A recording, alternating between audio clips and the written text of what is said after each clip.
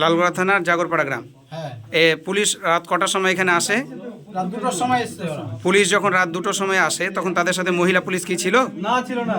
মহিলা পুলিশ ছিল না। পুলিশ এসে এই শুনলাম একটা অভিযোগ যে মানজারুলের নাকি হাত পা বেঁধে করেছিল। ওই বিষয়টাতে আপনারা কিরকম কি বক্তব্যটা? হাতকে বেঁধে কি মেরেছে, টর্চার করেছে। তাকে টর্চারিং করা হয়েছে। আপনারা দেখতে পাচ্ছেন, এই যে আপনারা দেখতে পাচ্ছেন এখানে মানজারুল ইসলাম এখানে থানা বসি আছে। গ্রামের সমস্ত লোকের আপনারা বক্তব্য শুনলেন। এই জন্য প্রচুর লোক জড়ো হয়েছে রাত্রে। একজন মানুষকে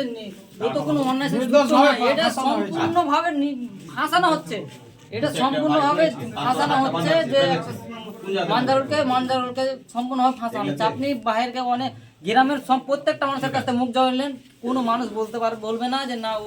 আচ্ছা, আপনি মানজারুল ইসলামের ব্যাপারে কি বলেন? মানজারুল ইসলাম ছেলেটা কেমন? ছেলেটা খুবই ভালো, সব পথে তো চলে। আর আমি স্কুল করে আছে, মানে কোচিং খুলেছে একটা তো। আর এই যে আপনার কাণ্ডটা হয়েছে, এটা কটা থেকে রাত কটা থেকে চলছে? 2টো থেকে চলছে। আচ্ছা, এই মানজারুল ইসলাম ছেলেটা কেমন? আরে ও সব ছেলে পেলে লেখাপড়া করে, দুটো খাই দেয়, এই ওর কাজ।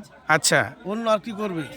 আচ্ছা, স্কুল চালাইছে, এটাই তো মানুষের চোখে লেগেছে। ও আচ্ছা আচ্ছা। এইভাবে বাড়িটা করলে তো, বাড়িটা যে কিভাবে করলে, জায়গাটা কিভাবে করলে, এটা তো মানুষ জানে না। আচ্ছা আচ্ছা। বাপের যেটুকুনটা ছিল সেটুকুনটা, যাই 1-2 বিঘা ছিল সব বেচে কিনে এই জায়গাটা কিনলে বা বাড়ি করলে, ডিহিটা বেচলে, ডিহিটা বেচার পরে এরকম ঘটনা গেলা করার পরে পুলিশ এই ঘটনাটা ঘটালছে। আচ্ছা আচ্ছা, মানে আপনারা বলতে চাইছেন যে তাহলে মানজারুল এই হিরোইনের কোনো কারবারের সাথে যুক্ত নাই, ওকে চক্রান্ত করে ফাঁসানো হচ্ছে, তাই তো? আচ্ছা আচ্ছা, কারা করতে পারে বলে এটা আশঙ্কা করা হচ্ছে? এটা এখন কে করছে এটা তার বলা যাচ্ছে না। আচ্ছা, তো বাবুল নামে একজন ব্যক্তি সিভিক ভলেন্টিয়ার, তার নামটা শুনলাম যে সে নাকি এটা করেছে। ওটা আমিও তো শুনলাম যে ওই বাবুল করেছে এটা। আচ্ছা, তার মানে রাত্রে প্রথমে লোকজন ছিল না, সেই সুযোগে